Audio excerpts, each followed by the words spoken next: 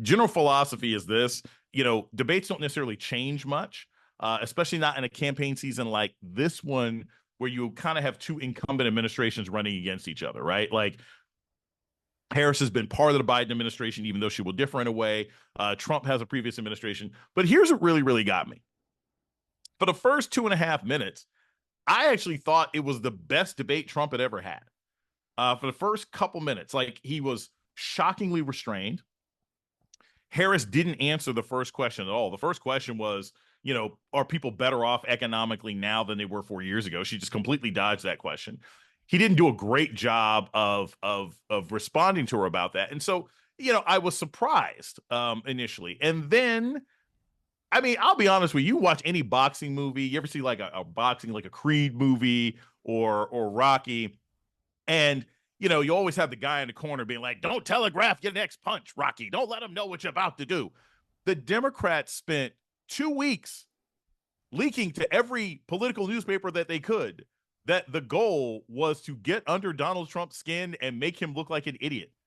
And then he fell for it, hook, line, and sinker. I mean, when she started talking about his crowd sizes, and then he goes off on a tangent and starts talking about people eating cats. So strategically, Donald Trump lost the debate, such that you can lose these sorts of things about 18 minutes in. I think Harris equipped herself very well. She had some banger one-liners. She did some very smart call and response things that were clearly intended to be picked up on social media. And now we're back to where we always were. I mean, I think the polls are going to settle for a minute. It's going to be a really, really tight race. And I don't know that we're going to get a second debate, because there's no strategic value, if I'm on the Trump campaign, to him ever getting on stage with her again. So I feel a little differently, Dr. Jason Johnson. I didn't feel like the first 2 minutes he did well. I felt like before they even spoke, he bombed. Mm-hmm. When she walked in his space and basically made sure that they shook hands and he didn't want to touch her, in my mind, I said, she's got him. Mm-hmm. That's an act of domination. That's an act when you walk into somebody else's space and say, hey, Kamala Harris. I felt like at that moment, I said, ooh, she's got him. And even his opening babbling, mm-hmm. I just felt, okay, I feel like this is the same old Trump. I think the curve for him is low. He wasn't crazy. Say it again. Yeah, it's so low, right? I mean, like, it's so low, so I didn't feel like he was restrained. I felt if you don't want to shake the woman's hand, I just felt like, ooh, when she's got to walk into your space, I said, oh, she's got you already, bro. She got you. And then I'll add this. I know people say that debates don't really matter. They don't really have an impact. But I think this one will. I honestly and truly do. Debates are much different than when you and I were spring chickens. Yes. Debates were even much different with Hillary Clinton and Donald Trump. Mm-hmm. I think this will go down as one of the most important televised debates in history. This may go down as one of the most important debates in history. When I think of Lincoln and Stephen A. Douglas, that was crucial, obviously. Right. But the reason why is because we have social media. And so debates exist in clips, right? Yes.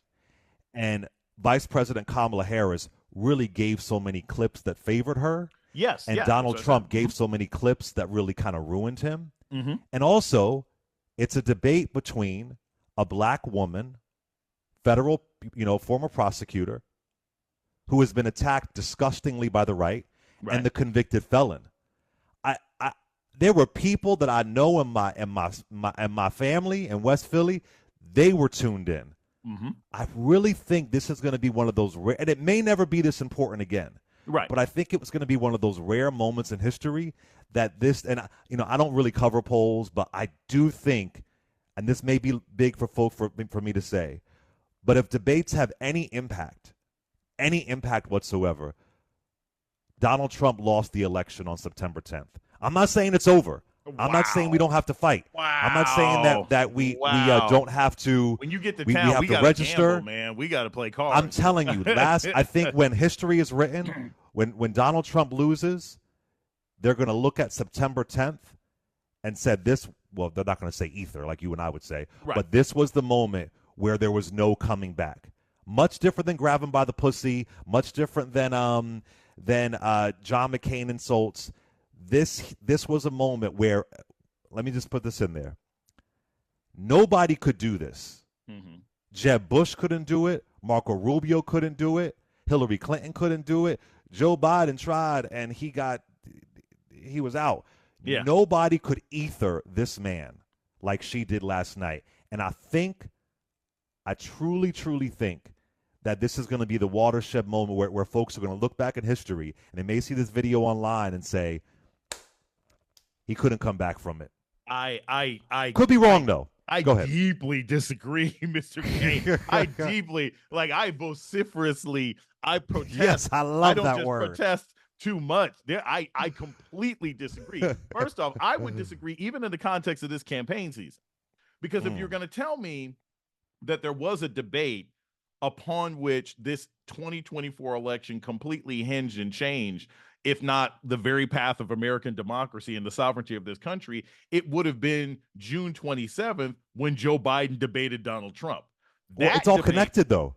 It's all connected, though. But I would say as far as importance, even though it wasn't watched by as many people, it was that debate that led to him dropping out of the race. You don't have Kamala versus Trump getting 57 million people watching it if you didn't have the disaster. But that's what I'm saying. Joe Biden short-circuiting. So, I mean, it's all connected. The pressure was on her because of what happened in June, because this has never happened before in history. Somebody becoming the presidential nominee 3 months before an election. She's a black woman. He's a convicted felon. It's like Shonda Rhimes couldn't write this. And the pressure, that the bar was so high for Vice President Kamala Harris. The bar was so low for Donald Trump, and she ethered him on policy, on one-liners, on feeling.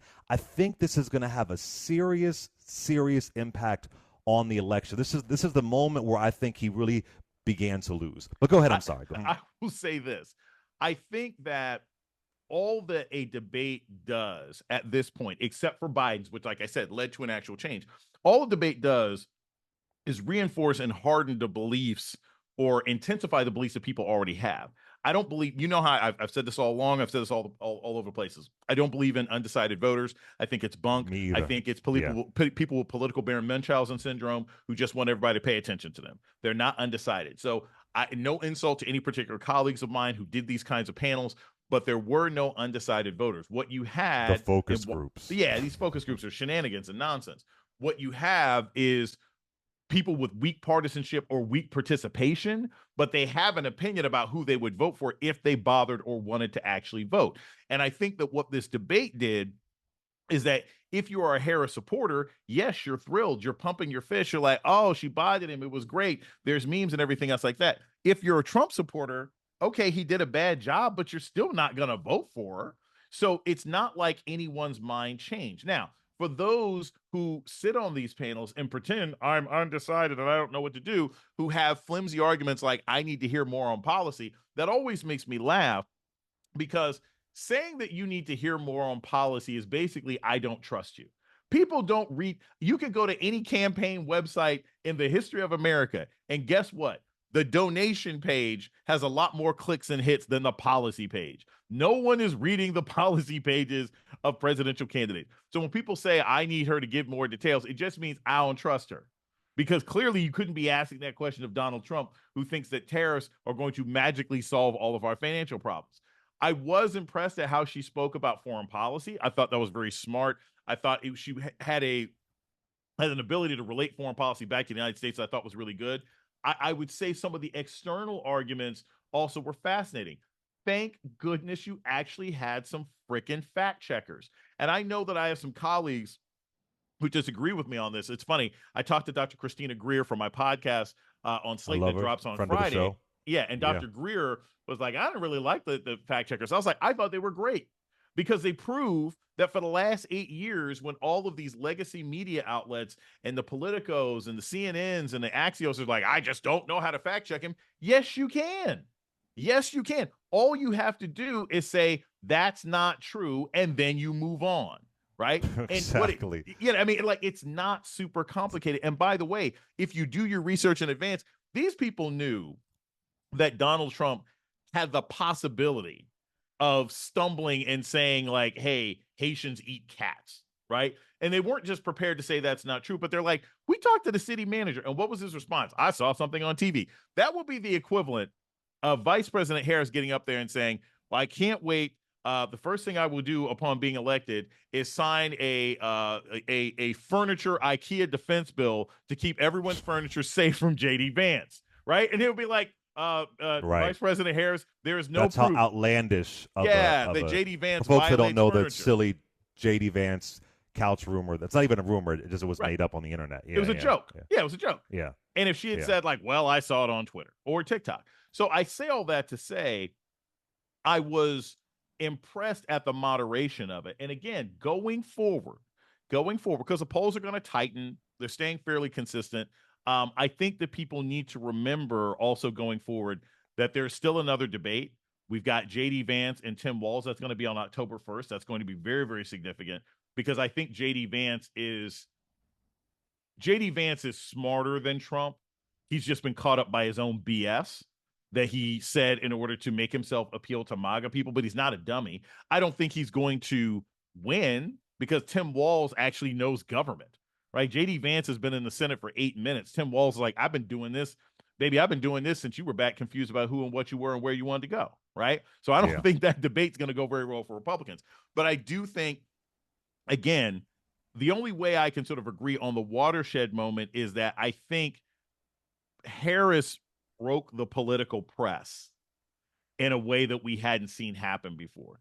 The New York Times, you remember what the joke I made about, how negative the Times has been towards Biden and Democrats in general. The Times, the Post, the Hill, Politico, many of which are now owned by right-wingers, they just attack people no matter what. And I remember saying, like, in the first presidential debate with Biden and Trump, I was like, it's so biased against Biden. Had Trump just gotten on stage and crapped his pants, the New York Times headline the next day would have been like, Biden refuses to respond to explosive charges. I mean, they just, no matter what Trump does, they find a way to excuse it.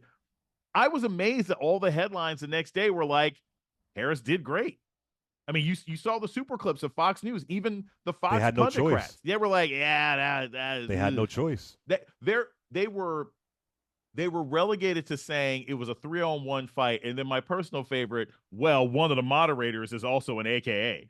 And I got to laugh at this one because I think it was like Laura Loomer was like, well, one of the moderators was also an AKA. And Ron Filipiski, who was sort of a commentator on Twitter, did this great. He sort of quotes the tweet of Laura Loomer. He's like, look, yes, they happen to be in the same sorority, but it was years apart and at different schools. Give me a break. And low key, Clay, I wanted to be like, oh, you don't know how AKAs roll. You really don't. You really don't. You think that mattered? You think that they went to different schools? She ain't got her back. That's the conspiracy I would believe. Listen, brother, I hear you. I receive what you're saying, and I could easily be wrong, but I think it was historic.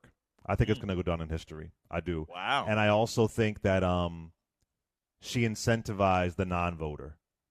How so? And because of the way that she annihilated him, because of the way that it permeated in social media. And I don't believe in polls, but I do believe in the barbershop. Okay. And I was at the barbershop, and I've been talking to these dudes for years at this point. And this was the first time. I believe the barbershop is the real Beltway. This was the first time that I felt like she really penetrated.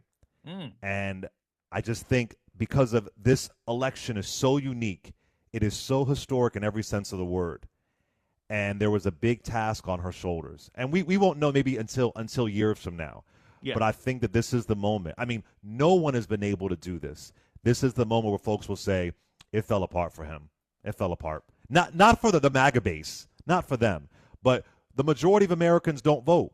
If we can get 10% of them to vote in Philly, in Detroit, in Atlanta, in Milwaukee, and we have to sadly overcompensate because we know what his plans are. You've been laying this out for months and months and months. Right. I think she did something that nobody else could do. I feel it in my soul. I could be wrong.